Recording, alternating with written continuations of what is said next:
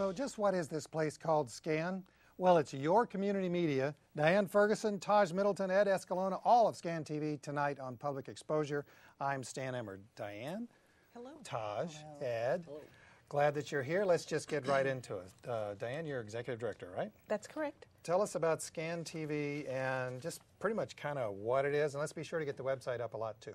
Well, SCAN TV is a place where people come to tell their stories about what's going on in their communities and their neighborhoods. We serve as the public access channel for the city of Seattle, and we've been in that role for quite some time.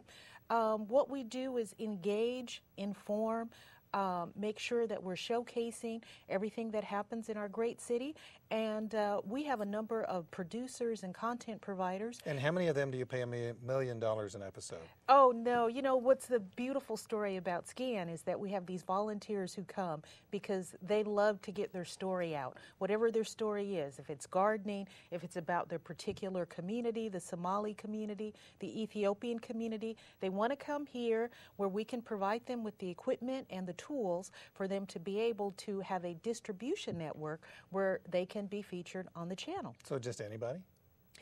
Basically, yes, just about anybody. I think our restrictions are that you have to be a certain age, the age being if you want to have your own show. I believe that if you're a minor, you can be a part of the youth media program that Taj heads up. Well, actually, let's ask Taj about that. You're the youth manager? Absolutely. So what do you do? Basically, I oversee everything youth that goes on the channel, from programming, summer camps, workshops, and handling a lot of our various youth partnerships throughout the community. Ed, you're the station manager. Wow, that sounds like a big title. It is. So what do you do? Well, I make sure everything runs smoothly for our producers and our staff. And it always does, right? It always does. Hope so. All right, so we're going to get into some specifics here. We've got a graphic. PEG stations in Seattle and King County. There's a lot of government channels, several education channels. There's one combined that I don't totally understand, and there's one public, and that's SCAN. Yes. SCAN happens to be the public access channel for the city of Seattle, and in that role and with that responsibility, we broadcast on Channel 77 and Broad Stripes 23 to the public here in Seattle, but our signal can also be picked up further than just here in Seattle, so it's throughout King County, and then we also stream 24 hours on the web. It also gets up to Edmonds because we have quite a few Edmonds viewers. We're happy to have you tonight as well. But what is PEG? What does that stand for? PEG stands for Public, Education, and Government, and I always like to say that there's a reason that PEG begins with the P, because P is for the public, it's we the people, it's all of those who believe in good government and the opportunity to be able to express and inform the public about what our viewpoints and opinions are.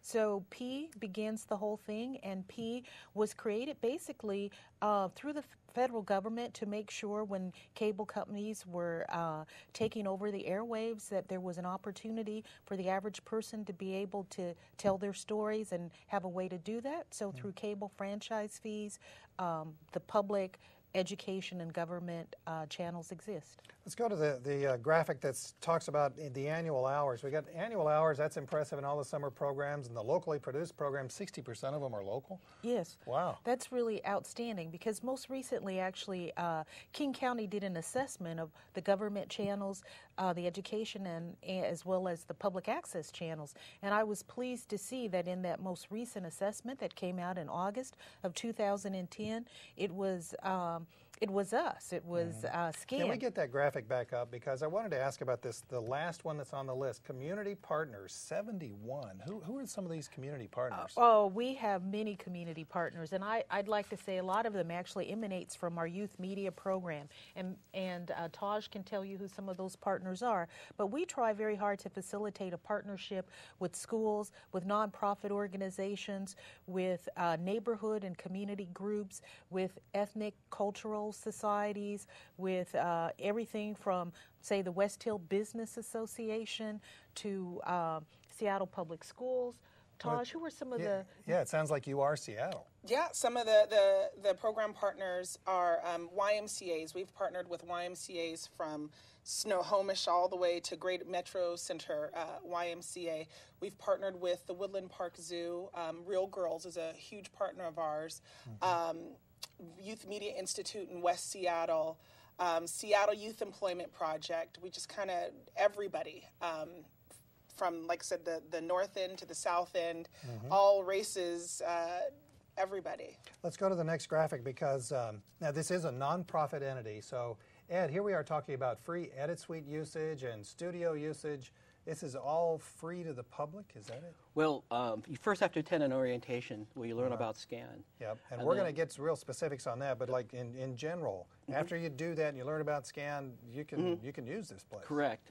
We have cameras and editing suites and studios for the public to use after they've been trained. So, and the last one on there was 641 adults attended SCAN classes in 2009. What are some of the things that they learned? Well, they learned about editing, lighting, camera operation, and studio operation. And we've also had special Photoshop classes and GarageBand classes. Oh, really? Oh, all right. Well, now let's get into the numbers. So I got to get back to the executive director to Diane. The 2010 budget, $900,000, a little bit over that. So I guess city taxpayers pay all that stuff, right? No, actually, we are funded through cable franchise fees. So the City of Seattle has entered into a contractual relationship with the cable companies as a part of federal legislation so that there could be public access, government channels, as well as educational channels. The City of Seattle receives approximately $7 million a year from these cable franchise fees. So $7 million from the cable franchise fees, and SCAN gets $900,000? No, actually SCAN gets $650,000, and then the balance of that we actually raise through a number of different means. Our education and our workshops, through our annual fees that we charge to people. We charge a membership fee in essence for people to come in and utilize our services, but it's very cheap. You come, you pay $50 annually if you're a citizen of Seattle, and if you're outside of the county, then you pay $100. But that gives you access to all of our equipment, to our studios, to every training opportunity that we offer. So essentially, it's a nonprofit entity that serves the public, and the public gets to use to learn, educate, inspire, do all of those things. Yes, do all of those things and be informed. Okay, so we are here talking about this in such an important manner because the mayor's budget has just come out and SCAN was not included in it. Public access essentially was almost cut to zero. It was cut to zero. It was? Yes, public access, in terms of SCAN being the public access manager for the City of Seattle, we were not included in the budget. We were zeroed out. And what that means is that the City of Seattle, specifically DOIT, the Department of Information and Technology, made a determination that they thought that public access could be done cheaper than how SCAN was doing it. So they think that they can contract it out through a bid process of $100,000 for the future. And essentially are targeting an entity that's not even in Seattle. Right, yes. Well, you know, there's a great diversity of programming here, and it really reflects Seattle. And so I think we have the first clip. Let's go to this clip right now.